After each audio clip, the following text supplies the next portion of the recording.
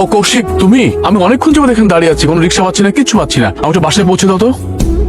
আচ্ছা স্যার, আপনার সাথে কিছু কথা বলার ছিল। হ্যাঁ বলো না, বলো।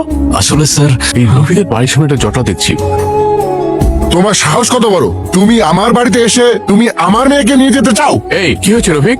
এই ছেলে বলতেছে সে নাকি আমার মেয়েকে ভালোবাসে। শুধু আমি না, আপনার মেয়েও আমাকে ভালোবাসে। আমিও ভালোবাসি। ভালোবাসো ঠিক আছে, কিন্তু এইভাবে বেয়াদবের মতন একজন বাবার কাছে তার মেয়ের বিয়ের সম্পর্কে বলাটা তোমার মোটেও ঠিক হয়নি। চাকরি বাকরি কিছু করো? না স্যার, চাকরি বাকরি কিছু করি না। তোমার কোনো আইডিয়া আছে মেয়েদেরকে কত যত্ন করে বড় করি? ওর পেছনে হাজার হাজার টাকা খরচ হয়েছে। তুমি কি পারবে সেই টাকা খরচ করতে? তাদেরকে মানুষ করে আর তোমাদের মতো বেকার ছেলেরা এসে আমার মেয়েকে চাইবে আর আমরা দিয়ে দিব?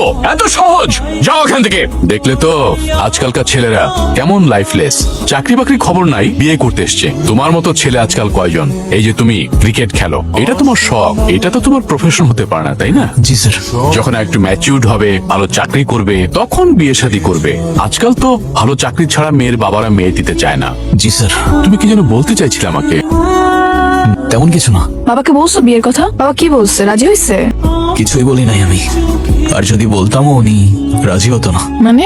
উনি তোমার জন্য আমার মতো কোনো বেকার ছেলে চায় না। আমি তো ভালো কোনো চাকরি না করলে উনি কখনোই মানবে না। তো এটা তো স্বাভাবিক, তাই না?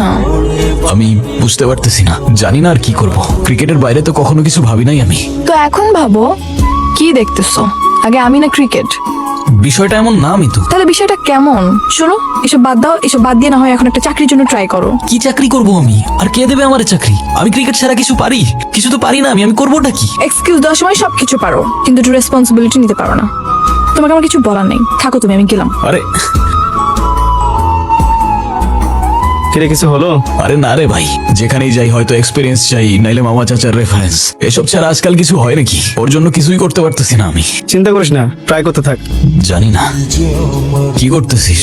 না কিছু না। দেখি মিতু, এটা কে? ও স্টোরি দিছে এটা? কই আমি তো দেখলাম না। হ্যাঁ কই, আমার আইডি থেকে তো দেখা যাচ্ছে না। হ্যাঁ তো আমার মনে হয় কি ও তোরে হাইড করে রাখছে। মানে শোন শোন শোন, কিসে পড়ো তুমি? জি, ইংলিশ ডিপার্টমেন্ট। আর কত বছর লাগবে অনার্স শেষ হতে? সামনের বছর শেষ হয়ে যাবে। কে এটা মিতু? নিজ হাতে কেক খাইয়ে দিচ্ছ, আবার সেটা ফেসবুকে স্টোরি দিয়ে আমাকে হাইড করে দিচ্ছ কেন? আরে উত্তর দাও না কেন? আমি তোমাকে সব কথার অ্যান্সার দিতে একদম ইম্পর্টেন্ট মনে করতেছি না। না ইম্পর্টেন্ট তো, অবশ্যই ইম্পর্টেন্ট। অ্যান্সার তো করতে হবে তোমার। বয়ফ্রেন্ড আমি ওর। এখন বল না, জিজ্ঞাসা কর না ওকে কে আমি ওর। কেউ না তুমি আমার। ওর গায়ে আরেকবার হাত দেওয়ার আগে